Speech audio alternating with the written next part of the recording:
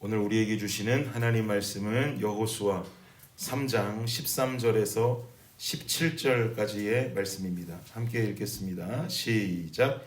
온 땅에 주 여호와의 궤를 맨 제사장들의 발바닥이 요단물을 밟고 멈추면 요단물 곧 위에서부터 흘러내리던 물이 끊어지고 한 곳에 쌓여 서리라. 백성이 요단을 건너려고 자기들의 장막을 떠날 때에 제사장들은 언약궤를 메고 백성 앞에서 나아가니라. 요단이 곡식 거두는 시기에는 항상 언덕에 넘치더라.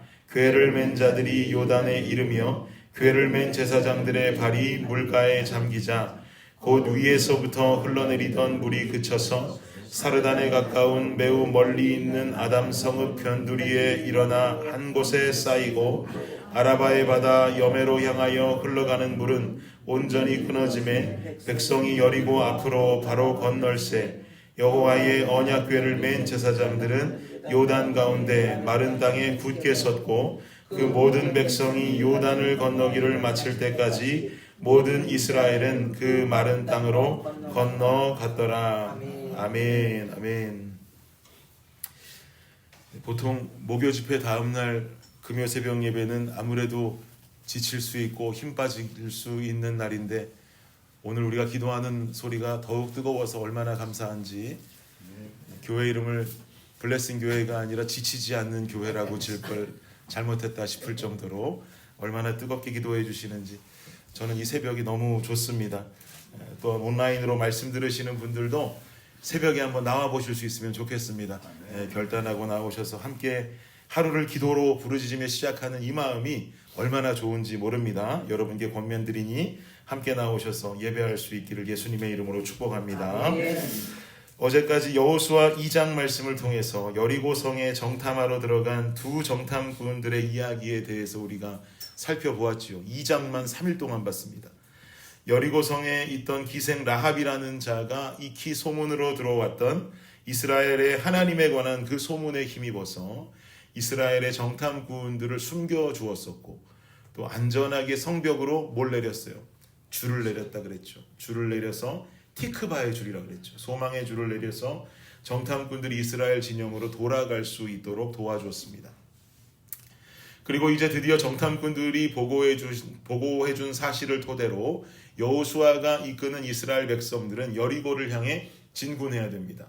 그런데 여리고로 가기 위한 그들의 진군을 가장 먼저 눈앞에서 가로막는 장애물이 나타나죠. 바로 요단강입니다. 당시에 요단강을 건너는 다리가 있겠습니까? 뭐가 있겠습니까? 내려오는 요단강물이 멈춰서지 않는 이상이야. 아니면 홍해처럼 강물이 양쪽으로 갈라지지 않는 이상이야. 이 강을 안전하게 건널 수 있는 방법은 만무하죠. 게다가 15절을 보십시오. 15절을 보니까 시작. 요단이 곡식 거두는 시기에는 항상 언덕에 넘치더라. 궤를 맨 자들이 요단에 이르며 궤를 맨 제사장들의 발이 물가에 잠기자. 여기 보니까 상반절에 곡식 거두는 시기가 되면 요단에서 내려오는 물이 언덕에 넘친다 그래요. 그만큼 물의 양이 많다는 이야기고 물의 양이 많으면 당연히 물살은 셀 수밖에 없겠죠. 출애굽 1세대들이 애굽을 나올 때에는 홍해가 그들 앞을 처음으로 가로막아 서더니만 출애굽 2세대들이 가나안으로 들어가는 길에는 요단이 그들의 앞을 막고 있습니다. 여러분, 하나님께서 사랑하시는 자들이 겪어내는 어려움들은 스스로 이겨낼 만한 무게의 어려움들이 찾아오지 않습니다. 인간은 가벼운 무게의 어려움이 찾아오면 하나님을 찾지 않아요. 나 혼자만으로도 그 어려움을 이길 수가 있는데 뭐 하려고 주님까지 찾을 필요가 뭐가 있겠습니까? 이런 인간의 연약한 마음을 주님께서는 아시는지 하나님께서는 주를 믿는 자들에게 적지 않은 무게의 어려움을 허락하십니다. 그러나 바울의 고백처럼 고난이 유익이라고 나 홀로 이 어려움을 이겨낼 수 없으니 우리는 전능하신 하나님께 매달리고 기도하면서 이 어려움을 지나기 위해서 애쓰며 살아가게 됩니다. 가만히 보면 인생의 고난을 겪지 않으면 믿음이 생겨나질 않더라고요. 믿음 없는 사람들의 모습을 보면 삶에 굴곡이 없어요. 그러니 바울이 고백한 것과 같이 고난이 유익이다. 정말 고난을 통해 주님 만날 수 있다면 이 고난이 축복이다라고 말할 수밖에 없는 것이죠. 눈앞에 홍해처럼 보이고 요단처럼 보이는 어려움은 내게는 엄청난 무게로 느껴지게 되지만 주님 보실 때는 그렇지 않습니다. 홍해는 양쪽으로 갈라지고 요단은 어떻게 되는가? 16절을 보십시오. 16절 시작. 곧 위에서부터 흘러내리던 물이 그쳐서 사르단에 가까운 매우 멀리 있는 아담 성읍 변두리에 일어나 한 곳에 쌓이고 아라바의 바다 여메로 향하여 흘러가는 물은 온전히 끊어짐에 백성이 여리고 앞으로 바로 건널세. 내려오던 물이 어떻게 돼요? 멈춰버려요. 멈췄어. 제사장들이 법궤를 메고 그 요단에 발을 넣자 내려오던 물이 멈춰버립니다. 그리고 내려오던 물은 멈춰버리고 발을 지나 저 밑에 사해로 향해서 내려가야 되는 그 물은 완전히 다 끊어져 버려요. 내게는 엄청난 무게로 보였던 인생의 어려움이 주님 보실 때에는 그까짓 거 갈라버리면 될 일이고 멈춰버리면 될 일입니다. 게다가 주님은 여기에 한 가지를 더 사랑하는 백성들에게 보너스로 허락하심이 있어요. 17절을 보십시오. 시작. 여호와의 언약궤를 맨 제사장들은 요단 가운데 마른 땅에 굳게 섰고 그 모든 백성이 요단을 건너기를 마칠 때까지 모든 이스라엘은 그 마른 땅으로 건너갔더라. 아멘. 주님 주시는 보너스가 뭐예요? 마른 땅이에요. 마른 땅. 홍해가 갈라졌을 때도 성경은 말하기를 홍해 바닥이 어떻다 그래요? 마른 땅이었다 그래요. 오늘 요단이 멈춰서는 기적이 일어날 때도 성경은 말하기를 주님은 마른 땅을 허락하셨대요. 물이 있던 땅은 말라 있어야 맞아요? 젖어 있어야 맞아요? 젖어 있어야 맞죠. 진흙이어야 맞지 않겠습니까? 그런데 주님은 마른 땅을 주신다는 거예요. 어려운 길을 지나는 우리가 온전히 하나님을 바라볼 때 주님 허락하시는 보너스는 무엇인가? 마른 땅에 평안함인 줄을 믿습니다.